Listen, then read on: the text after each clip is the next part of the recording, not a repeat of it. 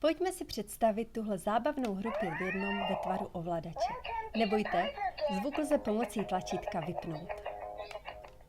V první hře máte za úkol mačkat žluté nebo zelené tečky. Jakmile se ale spletete a zmáčknete tečku červenou, hra končí.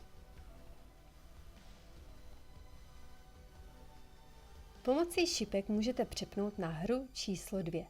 Tady jste zelená tečka a máte za úkol uhýbat před padajícími předměty. Dávejte dobrý pozor, chce to trochu postřeh a hlavně zručnost, protože pokud nestačíte uhnout včas, předmět na vás spadne a hra končí. Třetí hra nám přijde vůbec nejnapínavější. Jste žlutá tečka, musíte sbírat zelené tečky, ale nesmíte se nechat chytit červenou tečkou. Jakmile vás červená chytí, hra skončila. Čtvrtou hrou je klasické Pexeso. Není ale tak jednoduché, jak se může zdát, protože například modrá je tam v několika odstínech. Kolik pokusů potřebujete, abyste našli všechny dvojce?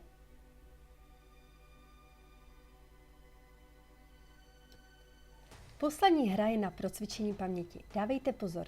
Rozsvítila se zelená, zmáčknete tedy zelenou.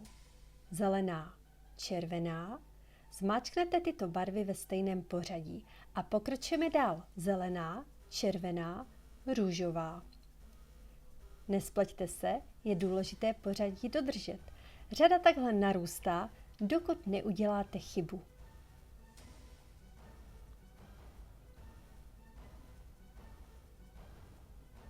Kolik barev za sebou takhle dokážete udržet v hlavě? Jak dlouhá bude vaše řada?